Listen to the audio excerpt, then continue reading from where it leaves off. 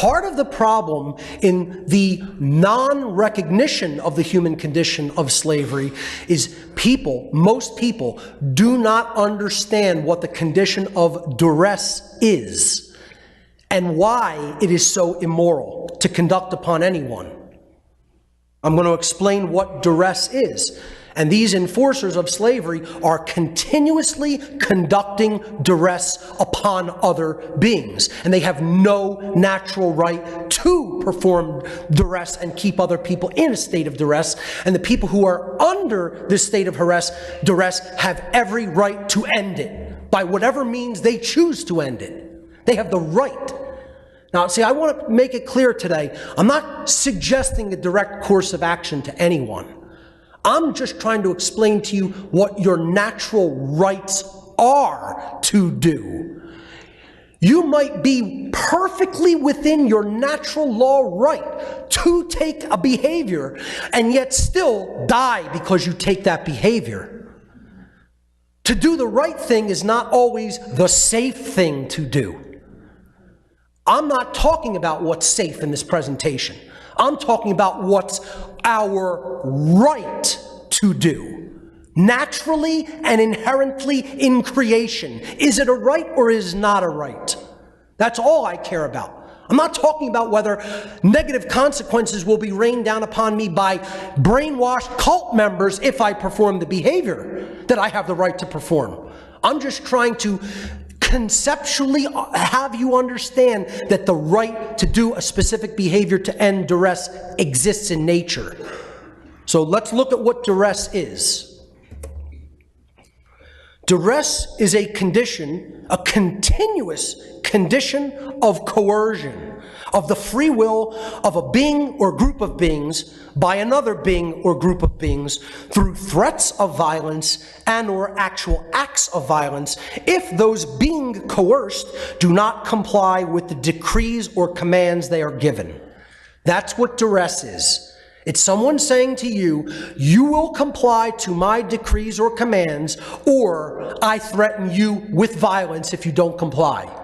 That's the condition of duress. When people are held in the condition of duress, they are unlawfully, and I mean unlawfully not by man's law, but by natural law, prevented from exercising their free will to engage in rights which they actually possess, and or they are coerced through threats of violence to perform behaviors against their free will. Meaning if they don't do something, violence will be conducted upon them. Or if they do something that the masters tell them they must not do, violence will be conducted upon them, even if that behavior is one of their rights. That is what duress is. That's what duress always has been. That's what duress always will be. And every single individual in this room, listening on video, and in the entire world is living in the condition of duress, whether they know it or not. I am under duress. You are all under duress. Every person here is living in a state of continuous duress. And there is no one on this planet that has the right to hold anyone in the condition of duress. And every person held under the condition of duress has the right to end that condition immediately upon its beginning, by whatever means necessary to end it. That is our natural law right, our birthright. So why do people make the distinction between people who put other people in duress as common thug criminals or mafia types, robbing people directly on the street, or demanding protection money to allow them to keep operating a business? They separate those people from the people who are saying, you can't exercise this right without my approval, or if we find you doing this particular behavior that we told you can't do, we're going to come and shoot you or strangle you or do other kinds of violence unto you. Yet our society somehow is so brainwashed we make this distinction. You know, we think that one group of people is not holding someone in duress, namely the police and the military and the government officials. And yet the common street thug or the common mafia enforcer is holding people in duress without right. Well, news flash, everyone, there's no difference between the states of duress in these images. Because if you believe certain people have rights that other people believe, you don't understand truth, you don't understand morality, and you don't understand natural law. Every one of these instances in this slide is a criminal act that the person has no right to perform as an individual. So what's the difference between a police officer and a strong-arm mafia enforcer? Nothing. There is no difference between them. They are both common criminals.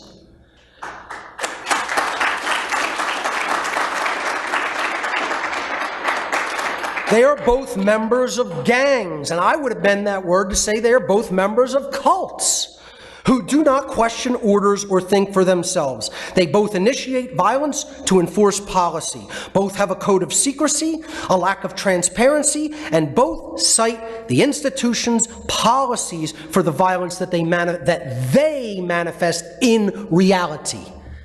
They are ultimately responsible for their behaviors, yet they want to somehow abdicate themselves of that responsibility by saying, oh, the politicians ordered me to do it. The lawmakers ordered me to do it.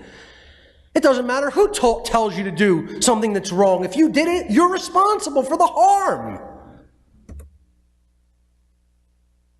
So, you know, we look at mafia crime, right? And this is big in where I come from. You know, South Philly's a mafia stronghold. Almost everybody I know knows somebody that's been involved at some point or another in mob syndicates, you know? So let me ask you a question. They're all identified with the gang, the mafia, the mob. Does that mean that the person who's the bag man running drugs or running number tickets or, you know, taking bets or something like that isn't identifying with the same gang as the person who actually conducts a hit? You could argue, well, one's exercising one level of violence that's very high, and yet the other is simply on the team that's condoning that violence. They may not be performing an act like the ones at the bottom, but nonetheless, they're condoning it because they're on the same team and they're still helping the people who are doing that. You know what that's called? It's called a complicit gang member. Or, I would word it, a complicit cult member. They're just as complicit. The lower level people involved who are supporting the institution that runs their behavior are just as complicit as the murderers in that institution. It's the same thing with any institution. You could look at normal common street gangs. I mean, this is big on the West Coast with a lot of gangs. It's big in Chicago with gangs. New York, to an extent as well. Philadelphia gangs are a little bit to a lesser extent, but major U.S. cities have problems with gangs. Okay? Now, we will look at their actions and say, well, hey, what about the lower ranking gang member who is just out, you know, selling a couple of bags of cocaine on the corner? Well, they're still identified and are a lower level member of a gang that's conducting violence. They're conducting this violence for territory. They're conducting this violence for the right to operate within the region that they're operating in. Hence why it's called a gang. They control territory that they operate in and try to keep anybody out from that territory. It doesn't matter what level of involvement they have. They're involved with a gang that is violent, and therefore they are complicit in the violence that is backed by this gang. Well, that's one thing. Yeah, exactly. The people who are actually doing organized crime, no one thinks they have a right to do this organized crime. Correct. You know, no one would think, hey, the gang members have this right, the mafia has this right. You wouldn't think that, yet people believe government has these rights to conduct violence upon people. So again, you look at some of these behaviors that are conducted by the cult of ultimate evil, namely the segment of that cult called the police. Look at the kind of violence they conduct, throwing a paralyzed man out of a wheelchair because he didn't stand up upon command. You know, ripping a school child out of a desk violently, almost breaking their neck by turning their chair over backwards. Pepper spraying student protesters in the face with 2 million Scoville pepper spray. Kicking a handcuffed woman in the back of the head with a round kick. That's a big man right there, boy. Yeah, that's exactly right. That's exactly what that is. A fucking coward. That's exactly what that is.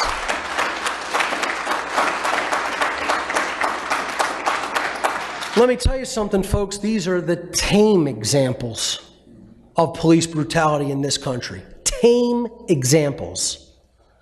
Now, you look at the desk guy with the happy smile on his face. You know, oh, and notice the stormtrooper in front of him. You know, he thinks that's one of the people he should be, modeling his behavior upon. Yeah. But what is that? What is that paper pusher in the cult of ultimate evil? He is a complicit gang member. That's what he is. Just like the bag man in the mob, just like the lower level gang member selling some cocaine on the corner. Doesn't matter what your level of complicity in the violence is. You're complicit in the violence. These people are destroyed at a soul level. They're husks. They are spiritually dead husks. You know, people will say, oh, Mark, you're dehumanizing people. No, I'm trying to tell you how spiritually destroyed a human being can become.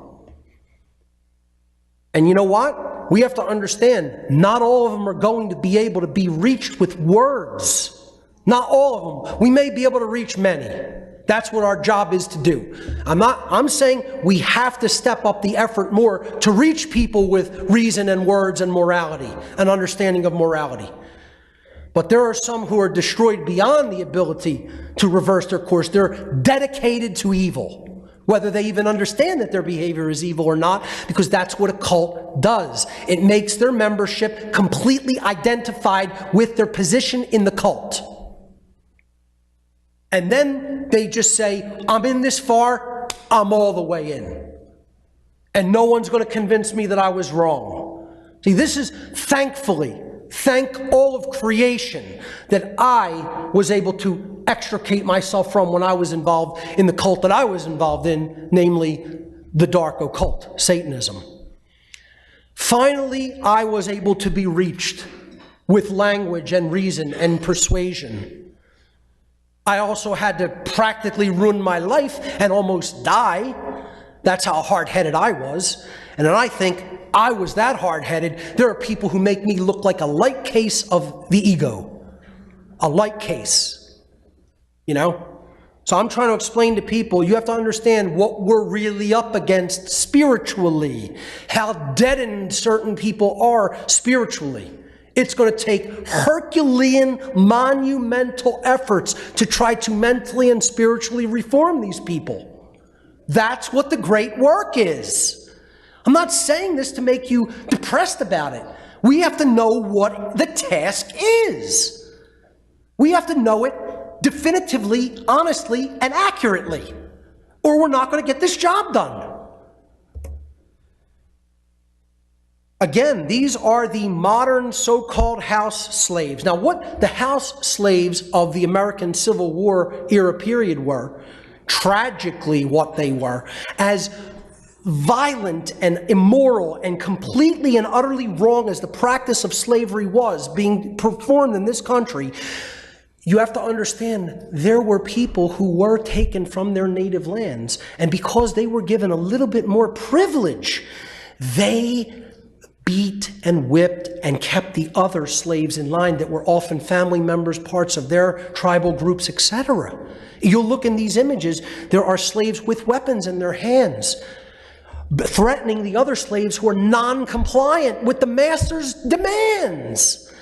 They're willing to do this to their own people for a little bit extra food or a warmer blanket. Or instead of to sleep, in the elements in a field, in a crop field, to sleep in a dog house in a crop field.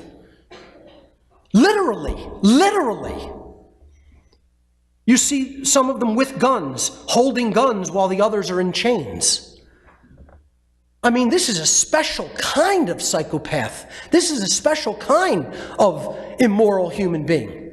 Instead of trying to do something to end the condition for all of them, they took up the side of the master. And this is what the modern police forces are, and the modern militaries are. And in every country in the world. It doesn't matter, it's not just this country, everywhere on earth. That's what this cult of ultimate evil actually is. They are slaves themselves conducting slavery upon other slaves. And they don't even want to be free. There's a special place in hell for the house slave.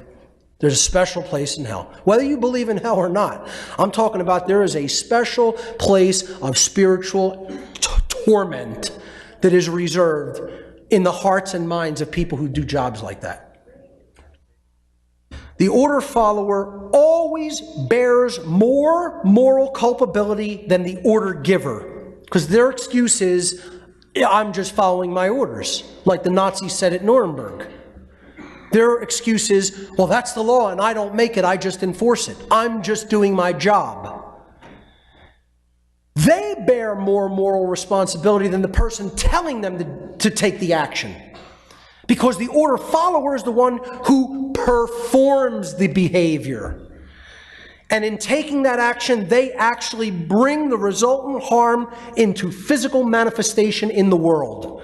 Order following is the pathway to every form of evil and chaos in our world. It should never be seen as a virtue by anyone who considers themselves a moral human being. Order followers have ultimately been personally responsible and morally culpable for every form of slavery and every single totalitarian regime that has ever existed upon the face of this planet. And get as offended about that as you like, those listening out in the internet world, but nothing will make that statement untrue. Nothing will make this one untrue either. If you did it, you are ultimately responsible, not whoever told you to do it. The excuse that I was ordered to do this immoral behavior by someone else is no excuse at all and should never be accepted as an excuse by anyone with a conscience. Now, I'm going to get into a section that some even here today may find difficult. Okay? Now, I'm going to refute the notion that is popularly held that people have the right to, quote unquote, believe whatever they want to believe. And I'm here to tell everybody here and everybody listening, wherever they're listening from, we do not have the right to believe everything we want to believe. There are beliefs that are not rights. Okay? There are beliefs that are not rights. Now, let me qualify this first by explaining the difference between a thought and a belief. Everyone can think anything they want, which means for a time you are holding something in your mind to consider it. This is a thought. I'm not suggesting thought police, okay? What I'm saying is, since we have the capacity to reason through our thoughts, when you come to a completely erroneous, immoral, and incorrect conclusion by using your thoughts, and then you harden and compress and harden those thoughts into a belief structure, that is when they cross the line between thought and belief system. I'm trying to explain to people that not every belief system is a right. Thoughts are rights that we all possess, but we do not have the right to, in perpetuity, continuously believe certain things, which are wrong and immoral. Contrary to popular disinformation and widely held but erroneous belief, as human beings, we do not possess the right to believe whatever we want to believe. We possess the right to believe whatever we want to believe, even if those beliefs are wildly out of touch with reality, only if those beliefs do not condone violence against or support the slavery of other beings. That's the kinds of beliefs we have. So I'll give an example. Do you have the right to believe that there are pink and purple striped unicorns wandering through the air at any given moment? Yeah, you have the right to believe that. You want to know why? That's not violent toward other people. That's why you can believe that nonsense. Okay? That's why I don't have a problem with most religious beliefs. I may think that they are nonsense myself, but as long as they are not condoning or supporting the commission of violence and slavery against other people, believe whatever the hell you want. Where I have a moral problem with it, rightly so, is when someone else believes I'm somebody's rightful slave, or anyone else is anyone's rightful slave. Now I have a big moral problem with that. That's not a right. No one has that right to even believe that in perpetuity, in a continued state of thought. We can consider the notion of slavery by thinking about it, but if we don't come to the correct moral conclusion that it is immoral, wrong, and should never be practiced and should be immediately ended, the belief that it's okay to perpetrate it is wrong. It's a wrongdoing, because you are actually condoning the actions that continue this immoral behavior.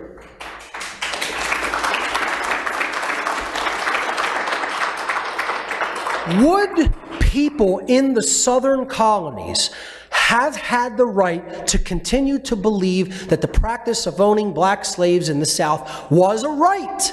That wasn't one of their rights, even if they didn't own slaves themselves.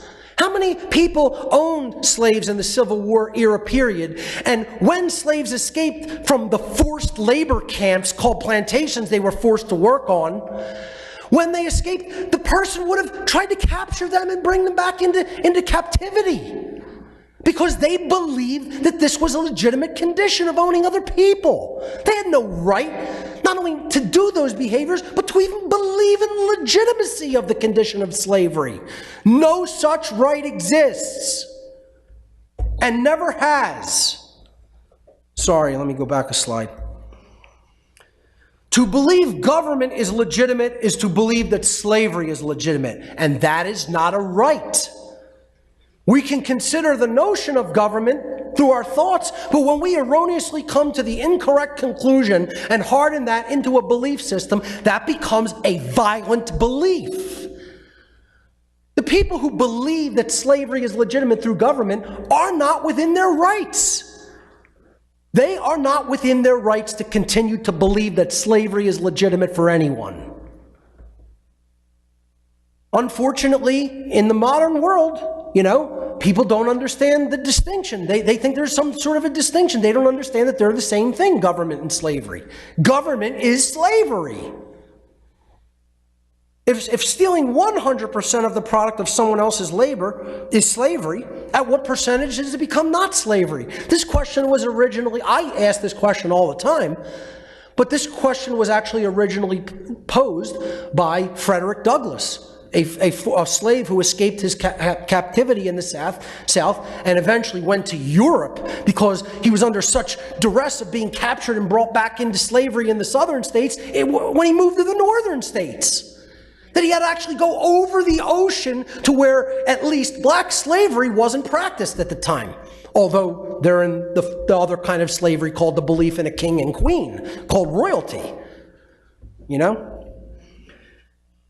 Slavery works better in the modern world because now people don't even know that they're slaves through mind control and mental conditioning, and calling it a euphemized term called government and authority.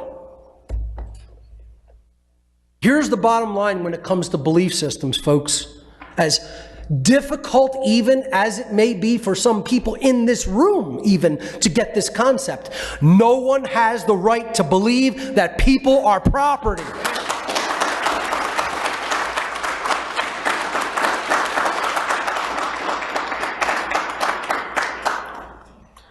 In addition to that, no one has the right to believe that slavery is legitimate for anyone.